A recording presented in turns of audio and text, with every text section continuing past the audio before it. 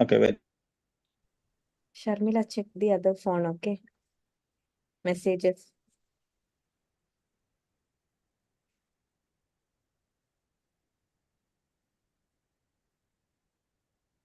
Okay, wait. Sharmila, check the other phone, okay? Messages.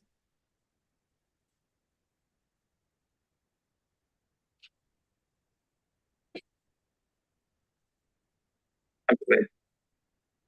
Sharmila, check the other phone, okay? Messages.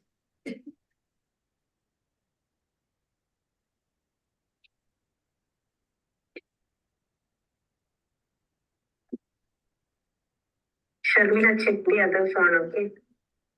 Messages.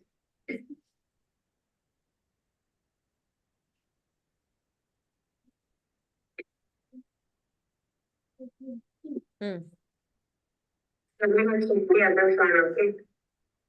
Messages. Why that's repeating? No idea.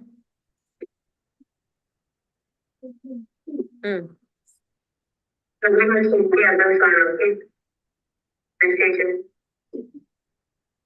Why that's repeating? No idea.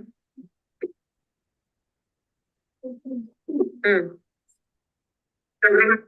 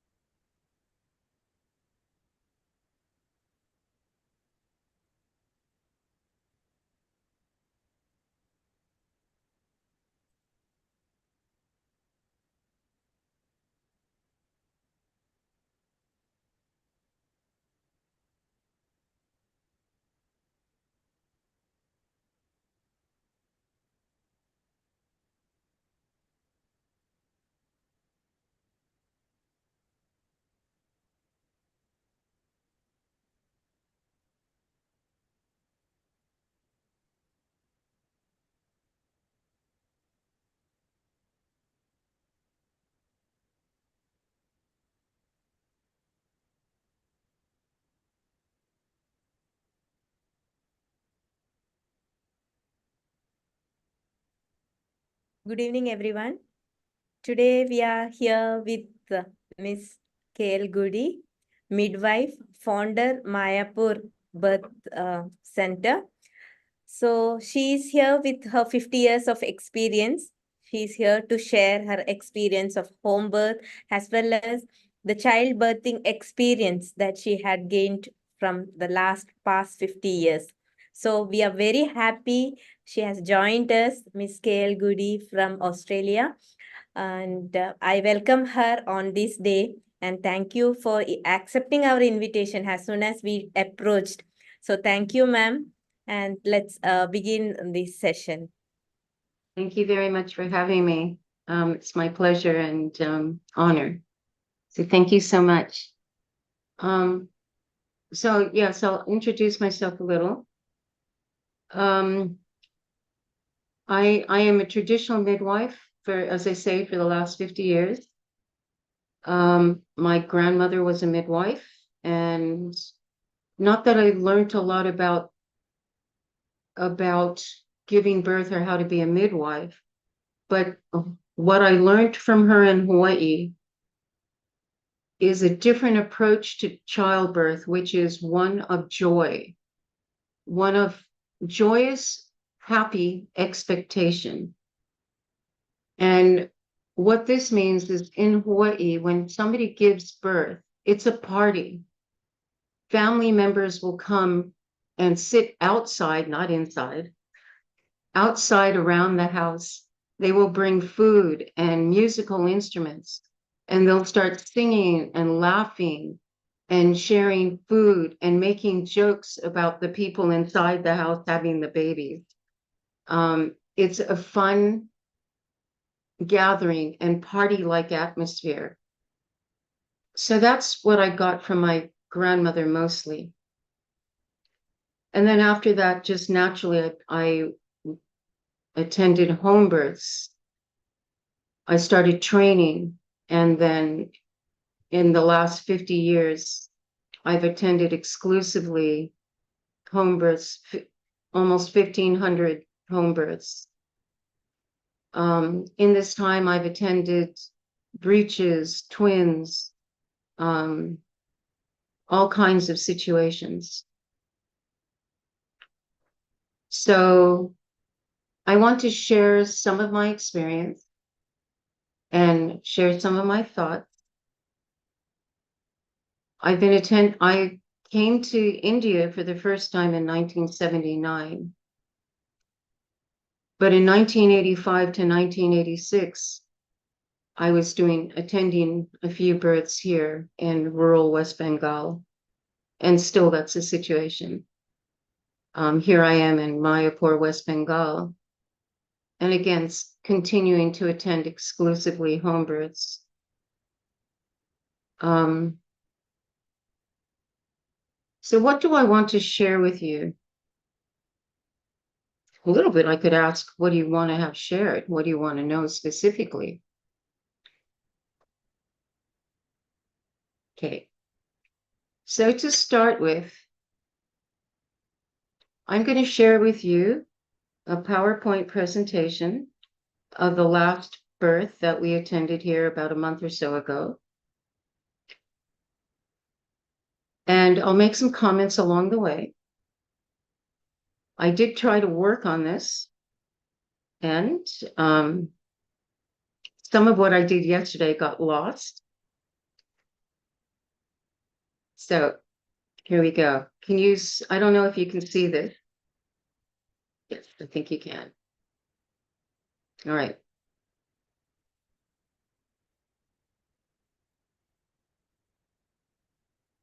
Are you able to see this screen sharing? Yes, we are able to see. Okay, thank you. All right. So I live here, somewhere up in here somewhere, in a place called Mayapur. And this is on the banks of the Ganges, where the Ganges and the Jalangi meet.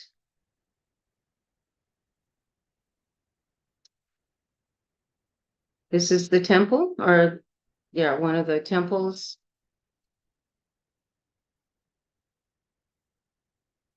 It's on the bank of the Ganges, as I was saying.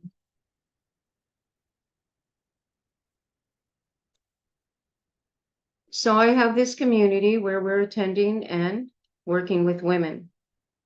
And so, I mean, I don't, part of this presentation is also done for overseas.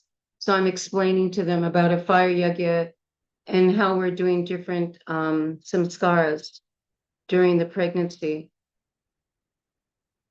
So this here is Savita. She's the mother who just had her baby. And this is the husband of one of my students. I'll play a little bit of it, but I won't go through it all.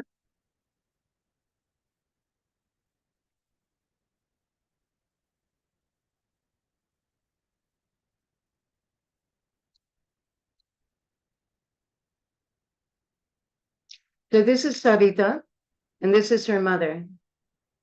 So we were doing 4 things at one time. These women are in the beginning. There's a group of women who are in the beginning of their pregnancies. Savita and this foreign woman, this Russian lady here, they were both due at this time. And then this woman came with her new baby. And that was also born here in Mayapur. And then just again, I'm just showing how the community is invited and we all come together to celebrate. And I want to say that word again, celebrate pregnancy. Celebrate and bless the mother and the baby to have a good, safe journey. And again, I'm going to say the word celebrate, not terrorize. We do not terrorize pregnant women. We celebrate them. More to it. Okay, I showed this picture because I like this baby, but this is Induleka, the wife of the priest that was doing the ceremony, and she is one of my students. Actually, she's more than one of my students. She is my midwives. She is one of the midwives who is attending births under my care and training. So I'd just like to share her. I like to share, this is Danishta, also one of my nurse midwives who works with me and our team. Okay, and very shortly after this, the big day arrives. Sabita contacts us that she feels water leaking during the night and some mild contractions. Same thing the next day. Same thing the next day. Uh-huh. Uh-huh. This, people, is normal labor. So here we go. Oh, sorry.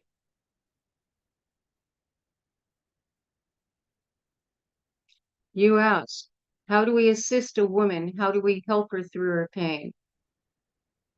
Massage. Here are heat packs. We create little heat packs or hot water bottle. We keep the mother moving about and working.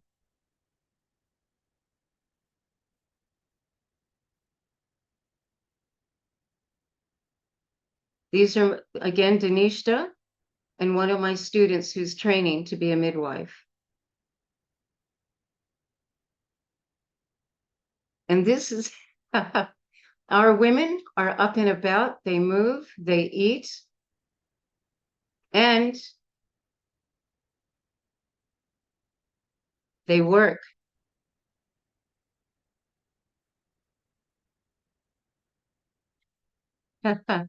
So here is Savita in labor, her 3rd day. No, I think this is day 2, actually. And we don't have her lying down in bed. We don't have her strapped up to machines. We don't stop her from eating and drinking. We encourage her to eat and drink. And we get her to pump up the birth pool, the birth ball.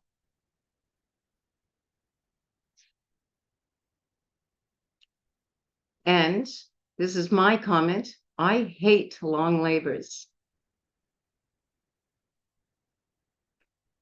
And in this case, what we're looking at and what happens for most women is that's not even labor. It's beginning labor. It's like period cramps.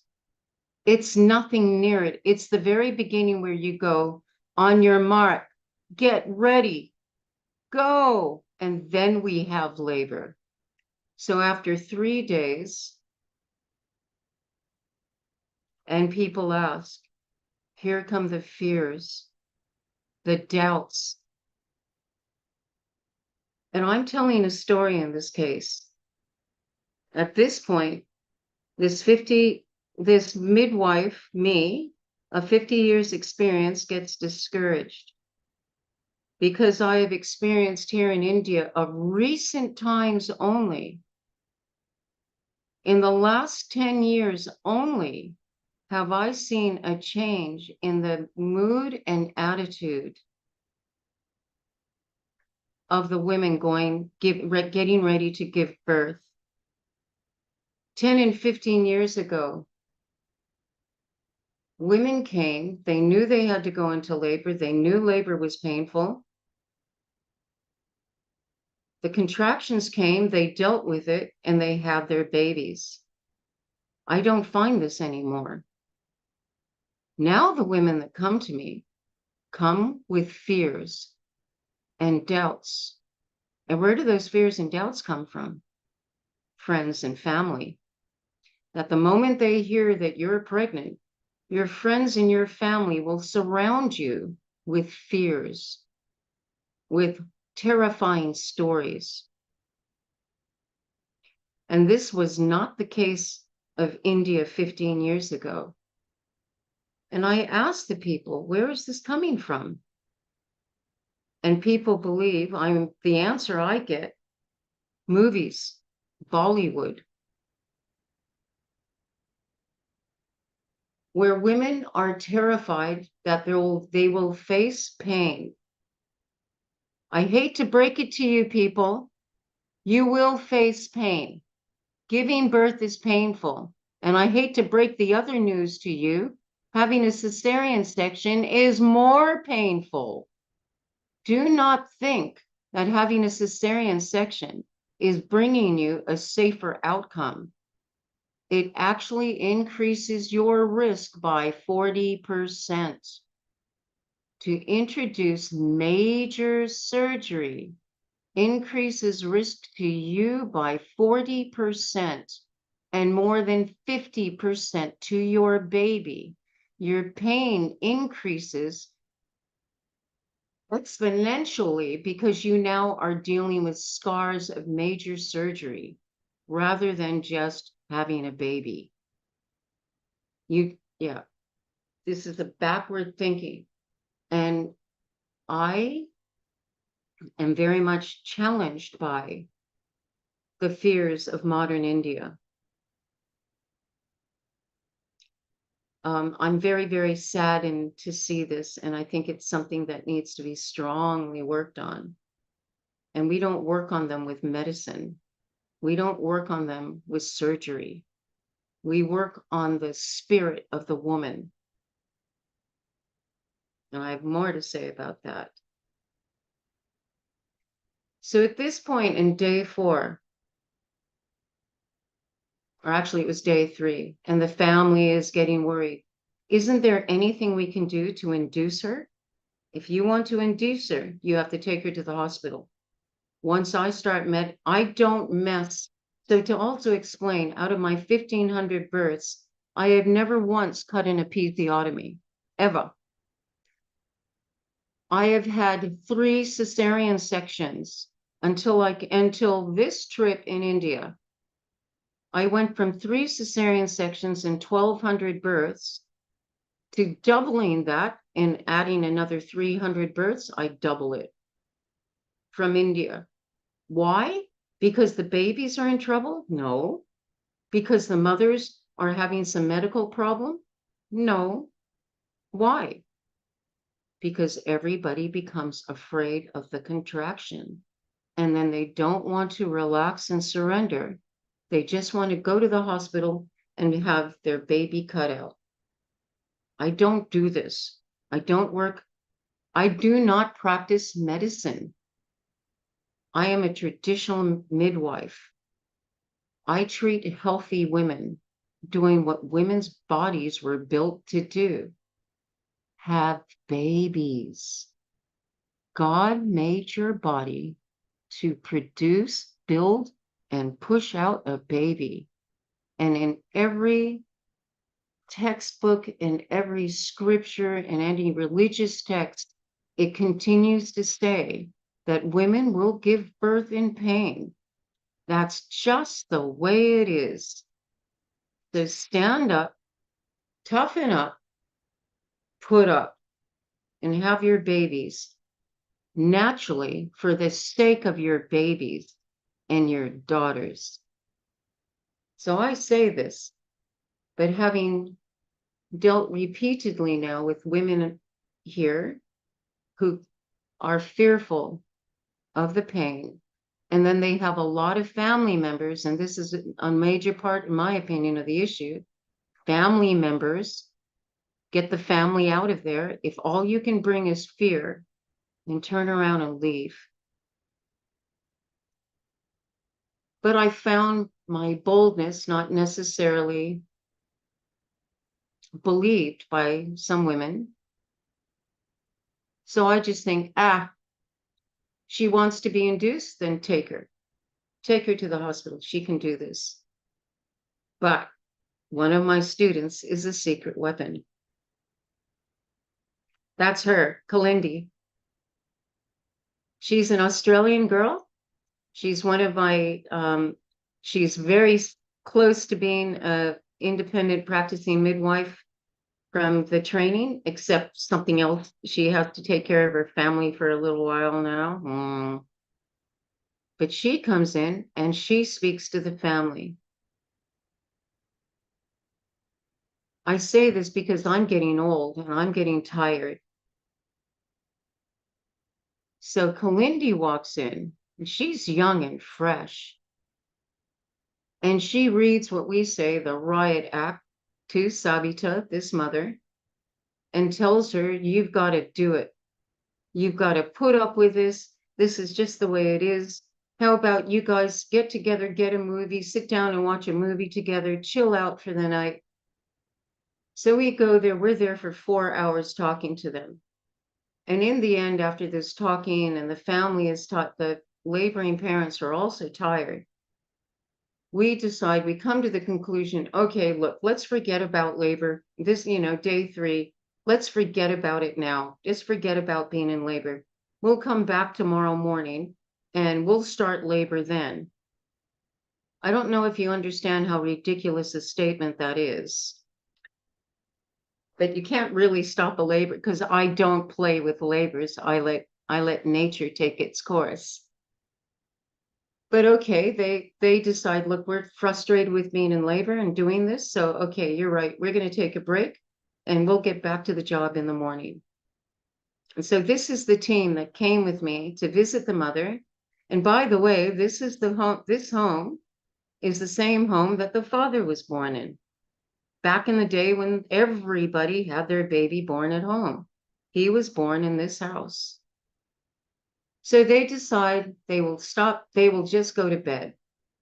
And look what happens when you decide to relax and rest and just take it easy. Labor starts. So we get called back, I think it was something like 4 in the morning or something. So how do I support women in a natural birth? This is how we do it. Come on, play.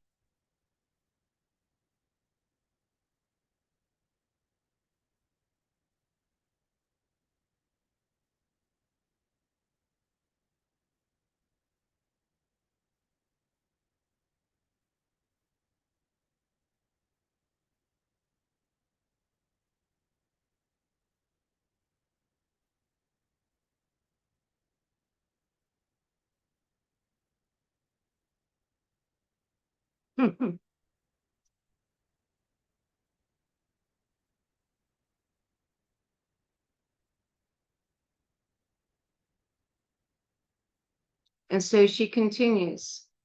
And she chooses her positions. We don't tell her what position to get in. We move her around. She tries different things. She ends up in this position for a while. And look, she and her partner, her husband, he's supporting her. He's working with her the whole way through.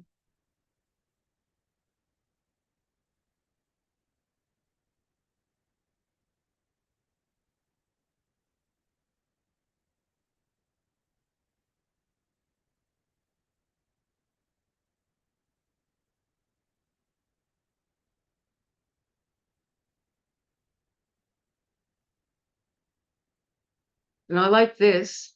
So after a while, we can see that the father's pretty tired.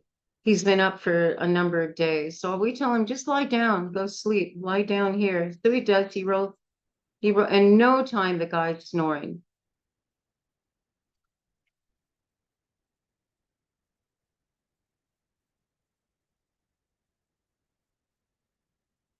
And she has a good contraction and she yells at him to move over if he's in her way.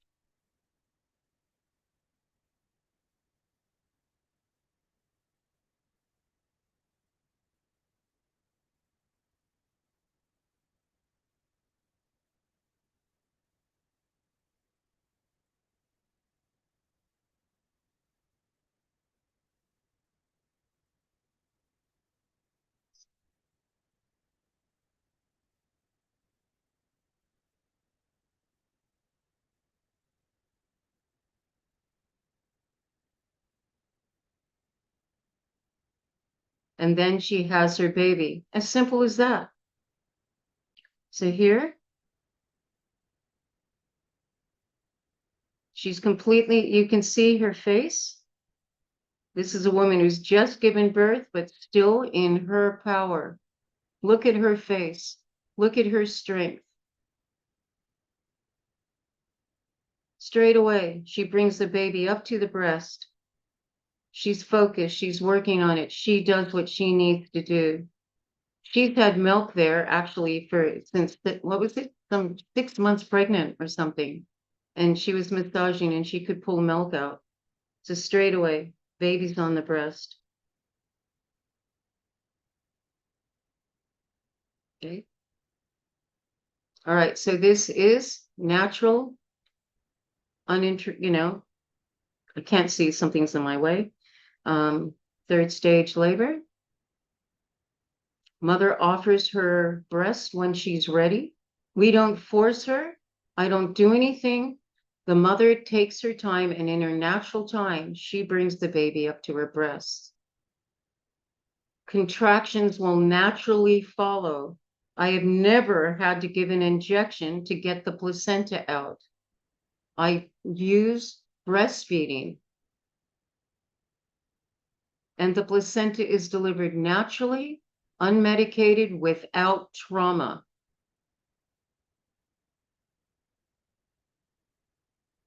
If things are introduced just to hurry things along, we don't do any of this. And so with the breastfeeding, out comes the placenta. And notice the cord is still attached. So I think we waited half an hour for this. No big deal. At no point did I feel the need to cut the cord. Baby is still intact. And you can see the cord is no longer pulsating. I have no issue with any of this.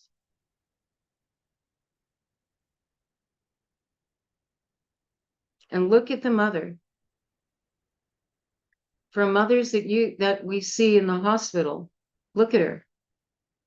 She's up, she's clean, she's taking pictures, she's calling her family. Baby's being seen and held and loved and still attached to the umbilical cord. I get to hold the baby. I still get to hold the baby. I'm trying to take the baby home with me, but nobody will let me. And now we cut the cord with the father. So these are the few things, these are the only things I tend to use in a birth. I have a special pair of clamping scissors. It just uses a little rubber band instead of those plastic things. Otherwise, I use these special cord tape, it's called umbilical cord tape. Otherwise, I use the banding thing. The father cuts, and then we clamp. Examine the placenta right there in front of the parents. I'm teaching my students, and right there in front of the parents, I'm showing the parents everything to be seen. And they all look, they all understand the dirty dunk inside, what goes against the mother's side, what the cotyledons are. I explain, I teach and educate to the parents this amazing organ called a placenta. I treat the placenta with respect. I treat the mother as a goddess, and that needs to be taught and remembered. Mothers, birthing mothers, treat them like goddesses. And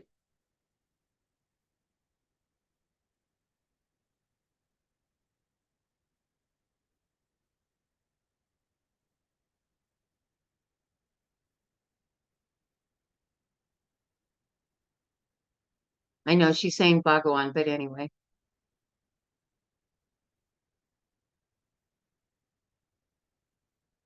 Oh, and this is funny. So afterwards, the dad could barely walk. He could barely move. And the mother got up, the birthing mother got up and actually passed him on the way to the toilet.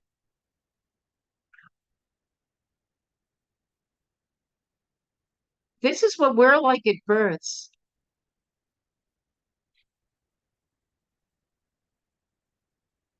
And we go on to the postnatal checkup with the newborn exam. So something to explain. I don't do a full newborn exam straight away. It's perfectly okay to take your time about things. I think there's in the medical system now, they have responsibilities and things to do. And that's what's important to them. It's what they need to do and get done that determines how we practice or how they practice. My approach is completely different. I make it very clear to the women, I am their servant. I am here to serve them, and I want to spread this awareness of approaching the birthing mother as a representative of the goddess. And this is important that we treat this woman with loving respect, because she's more than just a woman at this point.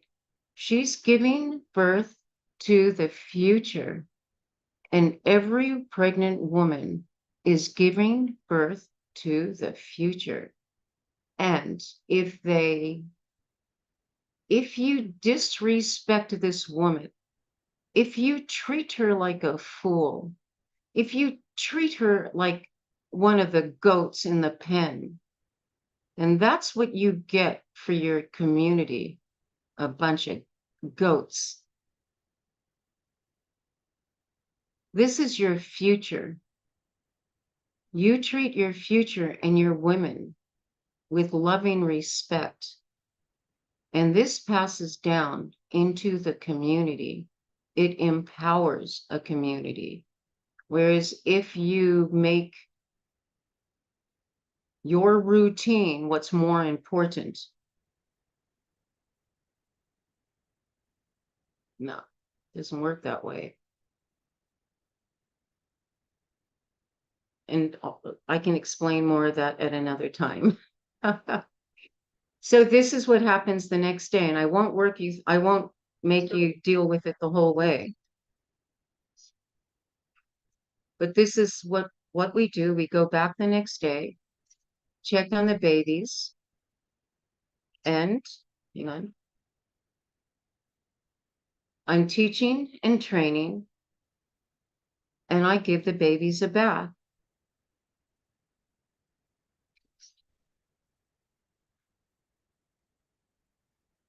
And I want you to notice how slowly I move. I'm not in a rush.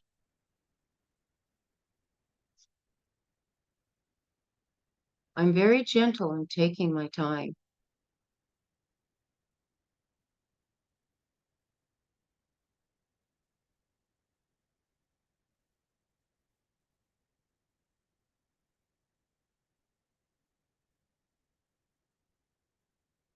And this is what a home birth looks like.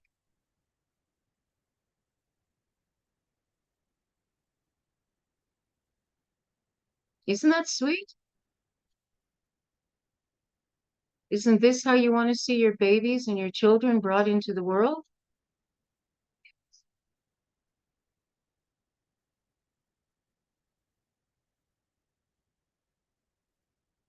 And this is the day after. This is the day after giving birth. And here's what I see in the hospitals are women strapped down to the bed nursing major surgeries, major surgical scars. And these women, this woman is up where we were like, would you please sit down? Would you please lay down? But when these women are delivered naturally, normally, without any interference, without any interventions, without any medication, none. And look at how well everybody is, from the baby to the mother. The father was limping a bit. But this is what natural birth looks like. Oops, sorry.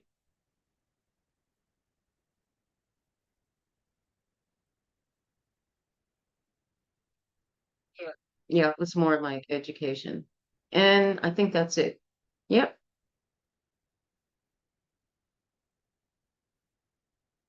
So, I don't know what you think of all that. First off, do you have any questions about any of that, or something you would like to draw out?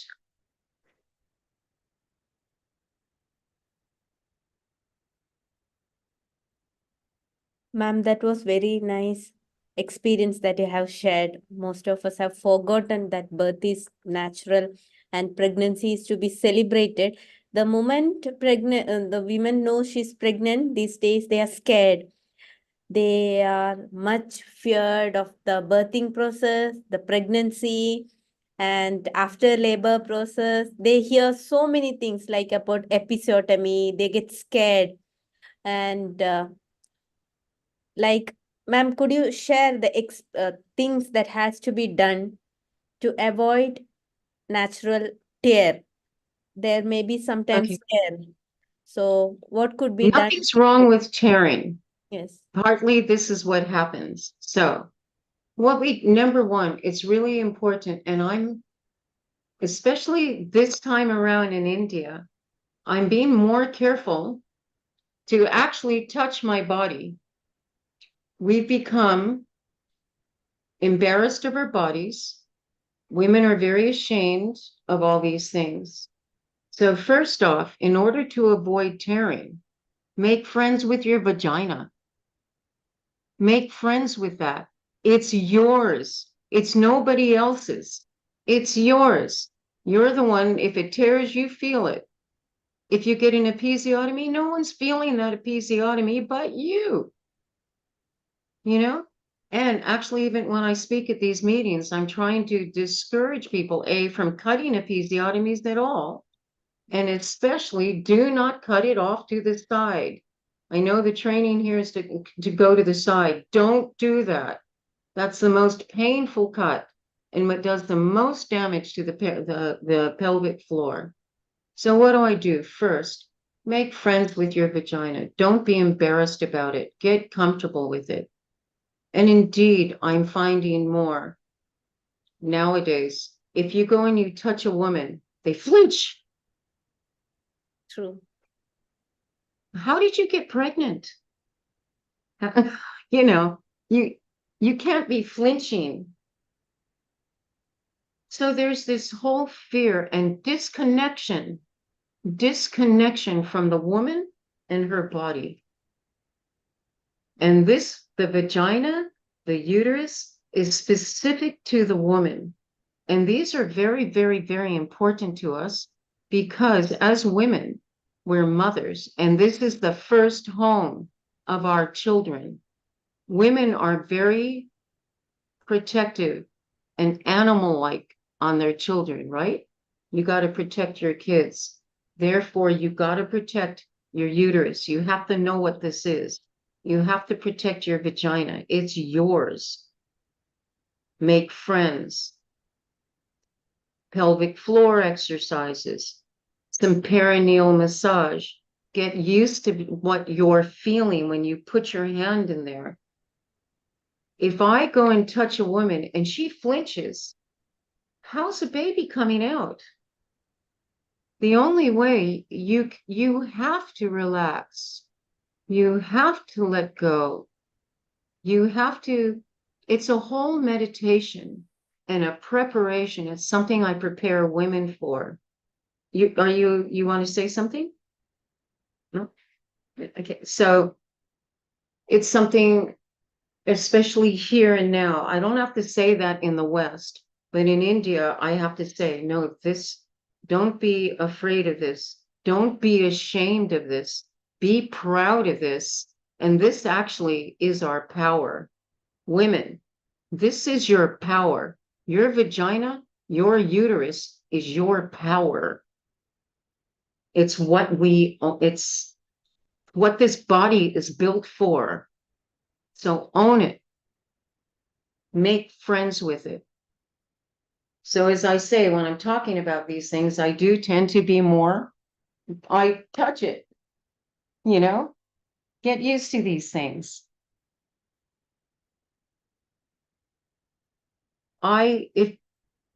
It's, you know, I have to deal with different cultural perspectives, right?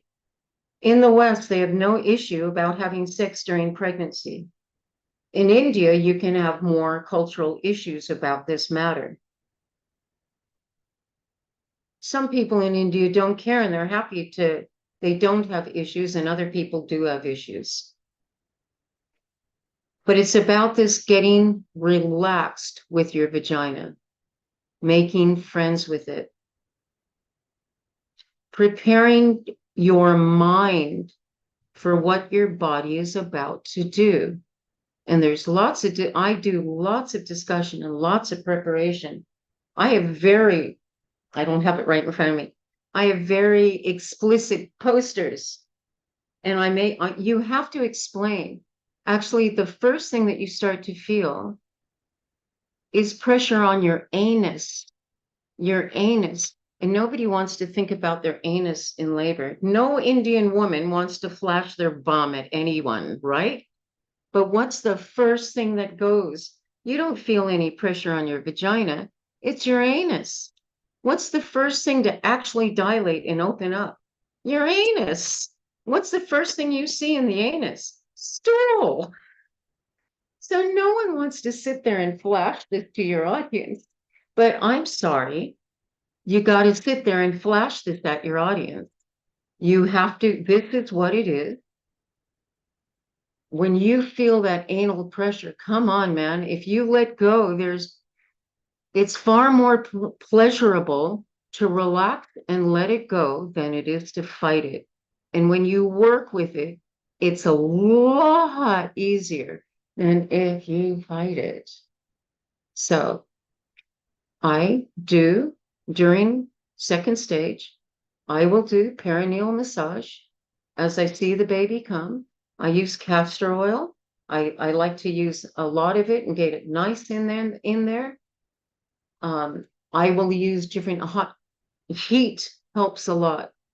So often especially toward the end of my actual full-time practice, it was like 100% water births.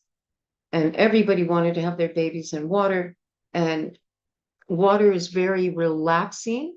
The warm water helps to soothe and allow the tissues to stretch.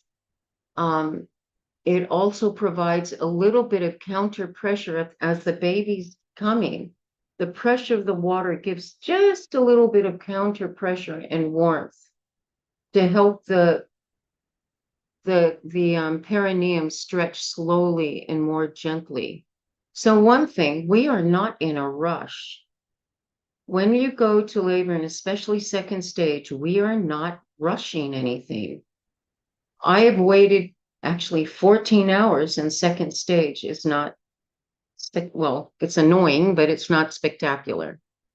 It happens. So we do this massage. I will do compresses with lavender tea and chamomile tea and do a combination of this massage and talking to the woman. Ooh, it's wonderful if you can get the woman to put her hand down there and touch. I have many, many amazing photos, and I have a series of photos of this one woman. And you can see she's on her hands and knees and she's looking down. She can't see herself, but she sees the reflection in a mirror. So my assistant is sitting there with the mirror and she's holding the mirror in an angle so the mother can see what's happening. She's on all fours and she's looking at what's happening. She's pushing with her feeling and she's pushing, stop pushing, pushing, stop pushing, and gently and full control, this mother controlled the birth. She I'm supporting, I'm just doing massage, I'm just oiling it up. And she's pushing or stop pushing and hold the mirror this way. So she's in charge. My mothers are in charge. And all these things help prevent tears. And it is far better and preferable to tear than to cut an episiotomy. The only advantage in cutting an episiotomy is that it's way easier to stitch. It's way easier to stitch. I did have a woman who tore right along her old episiotomy line. And I was stunned. Oh my God, how easy is this thing to stitch up? But when you tear jagged. You don't tear straight. Why do you tear jagged? 2 reasons. Number one, to avoid tearing the muscle. So what your perineum is trying to do is give a little space, a little give, a little room. And all it wants to do is tear the skin. But if you cut an episiotomy, you must cut the muscle. You can't cut over and around a muscle. You must cut through the muscle. So this is immediately a second-degree tear, whereas most perineal tears will be only a first-degree tear. Now, the annoying thing is stitching it back up. Well, number one, most of those first-degree tears do not need to be stitched. There's turmeric, there's all kinds of things that we add and put there, and just some care and natural care, taking care of the mother afterwards, she can heal without the stitching. If she does need the stitching, we're trained to do it. I know how to stitch and I teach stitching, so it's all done at home. But when you tear, if you've ever done any clay work or any woodworking, if you glue pieces together, they always want to score the wood.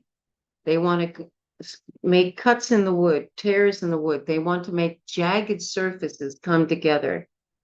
Sewing something together like this is not as strong. This is the weakest stitch you can make. When you tear and it's jagged and you pull it together, then it heals much. When you look at brick walls aren't straight. They go in a zigzag pattern. This makes the wall stronger. So that's the same theory.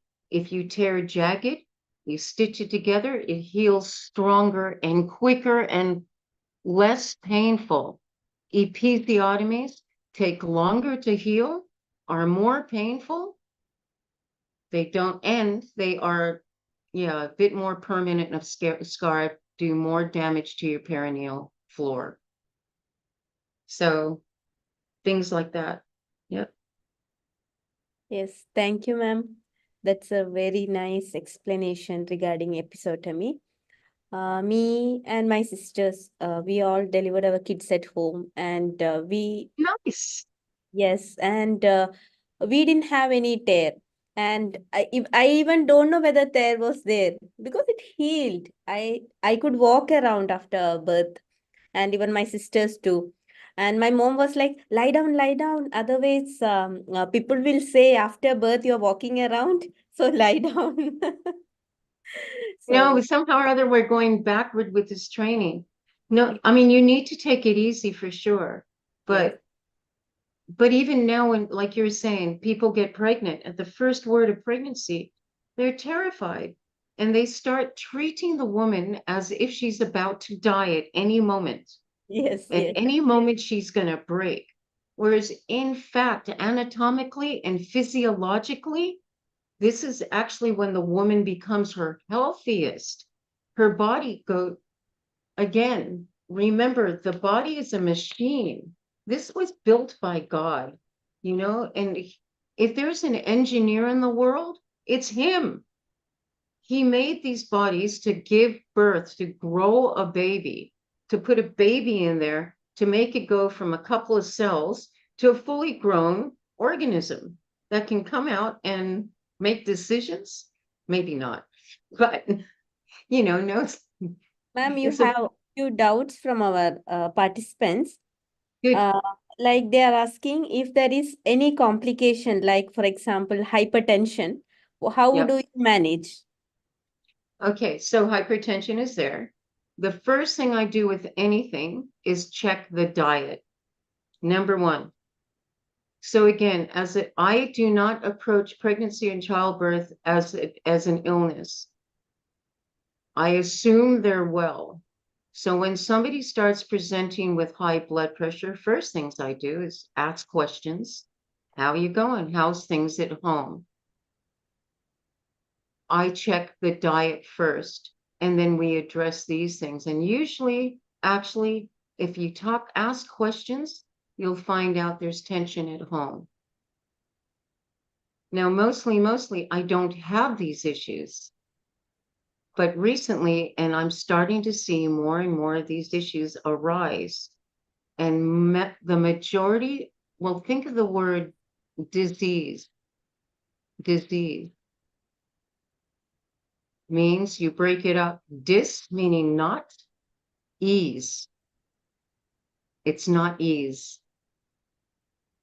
The illness is based on something gone askew.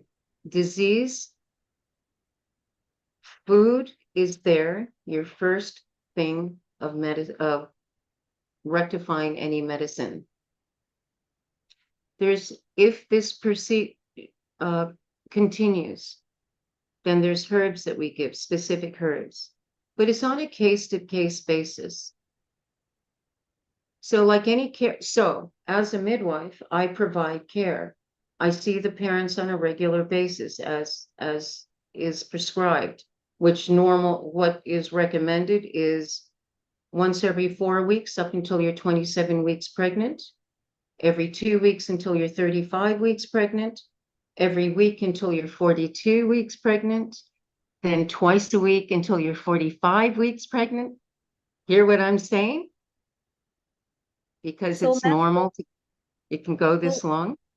yeah, you had 45 weeks pregnant woman. 46 weeks, yes. Oh, that's interesting. Yes, yes, it is. And these women, it's not just them, it's their sisters and their mothers. So some families, this is just how they are, and their whole family is like this.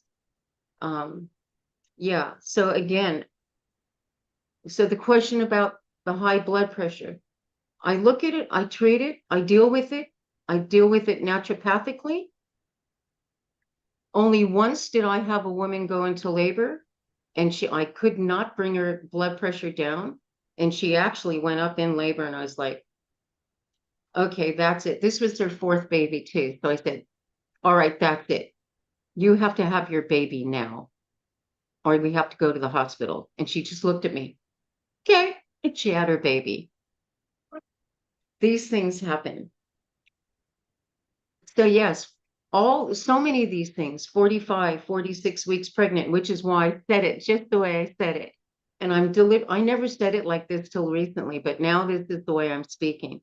Because we say up until 40 weeks until you give birth, you know. But I'm making the point because nowadays if a doctor hears that you went to 40 weeks, they go, why was she not induced at 38 weeks? This is crazy talk. I'm sorry, people, but this is crazy talk. It's the definition of normal human gestation is 38 to 42 weeks. And even now we're seeing doctors wanting to push pregnancies at 36 weeks. This makes no sense whatsoever. And what makes you think, so they didn't like the 42, so they push it to the 40, and then they don't like the 40, so they push it to the 38. And now what are they doing? They're giving parents hormones, surfactant, steroids to develop a baby, to deliver them prematurely and put them in the NICU. Makes no sense whatsoever. So, yeah. There is one more question for you, ma'am. Yep. If the woman is having an external hemorrhoids, is normal delivery possible? That's a question from a Yes. participant. Yes, absolutely. Witch hazel is good for this. So we apply witch hazel to it. And it depends. You said hemorrhoids, so that's anal. And we're not really worried about the anal ones. Now, you can get varicosities in the vagina, and that can be a little bit more cumbersome. But hemorrhoids will not be a problem. They will, other than the fact they are going to be a problem, meaning that the woman has hemorrhoids and she's going to be bothered with them after giving birth. So what I do with these is I make witch hazel pack. You can get those nursing pads, those little nursing absorbent pads. And I take witch hazel and I soak the pads with this. I stack them up and put them in the freezer. And so whenever the woman wants, she takes one of these things off, puts it on top of her pad, puts it against her hemorrhoids, and they love it. And it's really good for stitches as well, for tears afterwards. We use these ice witch hazel to take the swelling down. Yeah. Yes, ma'am. I have heard that you have done twins, triplets. So how do you manage? Not triplets, just twins, breech babies. Yeah, a lot of things have come my way. It's not up to me, it's up to the mother. I am aware of what, I pay attention. I know what the precautions are. So again, I give thorough, very good prenatal care and education. So when I see it, when a family comes to me, a mother comes to me, I'm not with her for 10 or 15 minutes. My appointments go for 2 to 3 hours. And in this time, not only am I looking over her vitals, we discuss things like this. So if she's expecting twins, we discuss what it means to give birth to twins, what it means to give birth to breech. You have some women, and so I had this woman who only gives birth to, she only has breech babies. And same thing with her mother. She only gave birth to breech babies. And I never thought about it. I never examined her uterus. But it could be possible that she has a bicornate uterus, one that kind of has the horns at the top instead of the nice round thing. And so this can actually encourage a baby to stay breech. And so these women deliver breech babies naturally, normally, without issue. Yeah, I haven't. the trouble that's happening nowadays is no one knows how to deliver breech babies anymore. Everybody, it's actually a normal delivery. It's just some people have blonde hair. I know, I don't think they should be, but some people actually have blonde hair in the world. Some people write with their left hands. So we don't get to get rid of them. And some people are born butt first. And they're still normal people. It's questionable, but they're normal.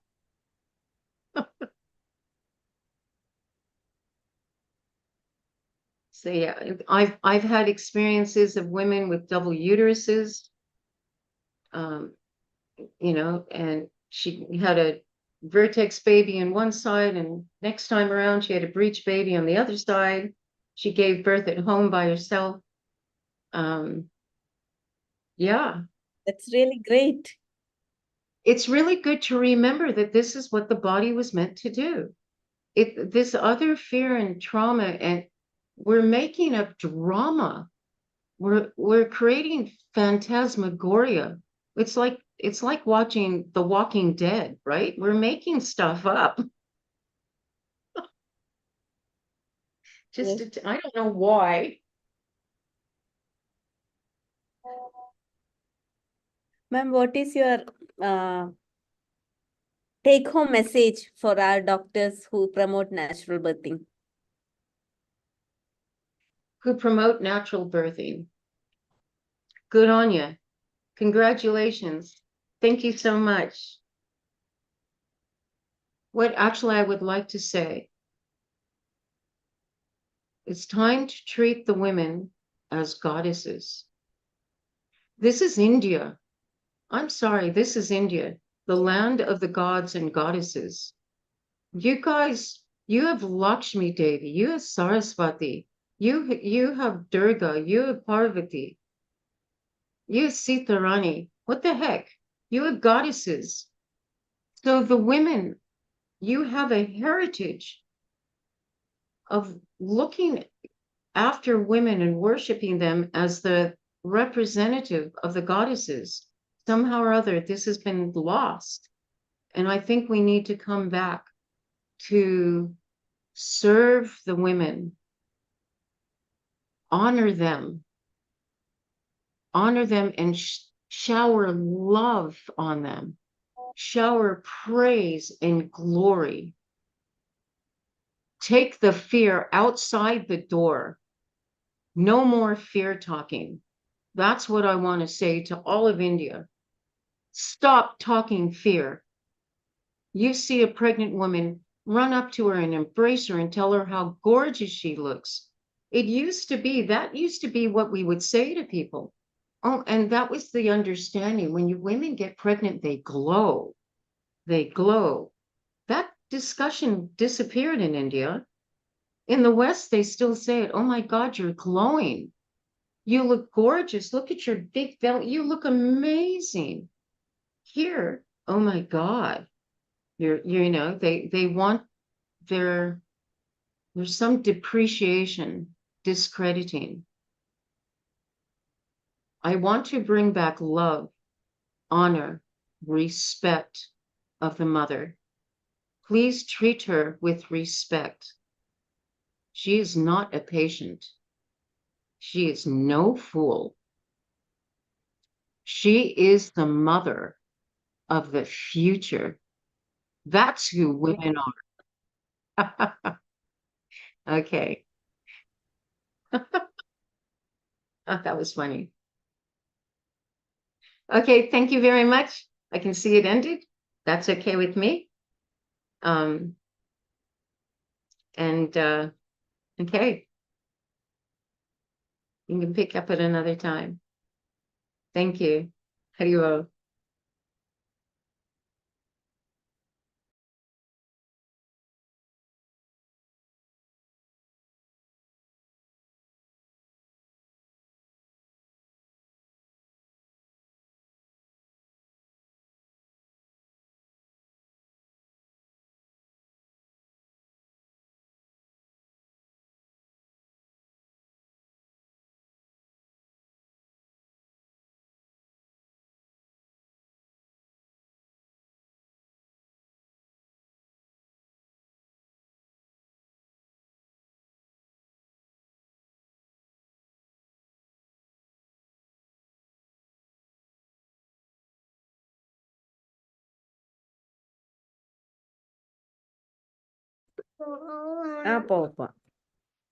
പോവാ കുട്ടാ. Okay.